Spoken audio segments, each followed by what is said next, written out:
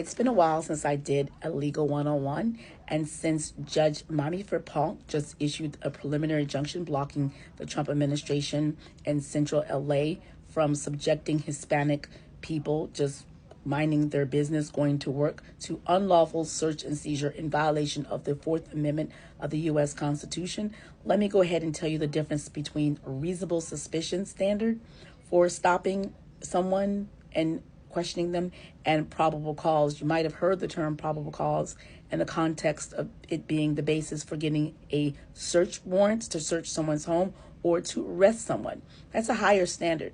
You don't need all of that, like basis of facts to get those things. Reasonable suspicion is just that someone looks suspicious. Now, in the case, the United States Supreme Court case that said it's okay to do this is called Terry versus Ohio. And in that case, the person that was acting suspicious was in a crime-ridden neighborhood. They were pacing back and forth, and they were peering into a store window, which looked like they were about to break into that store window and steal some stuff.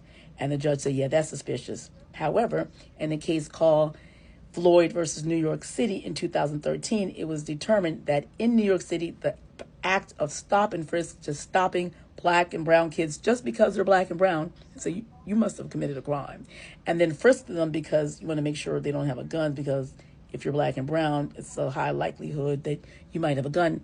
That's racist. That's racial profiling. And in that case, the judge determined that you can't do that. And so there are parallels here with what's going on in Central LA and all around America, where they're just rounding up people and stopping them and asking questions because they're Hispanic and no more, because perhaps they are going to work and because the work they're going to is low income. And that's what Judge Fripong was saying, that you can't do that.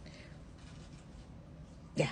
And that's why I always tell those foundational black people who are happy to see this going on, it's kind of like, you guys, Donald Trump has called for a nationwide stop and frisk. Nationwide, something that was already determined is unlawful and unconstitutional in New York City.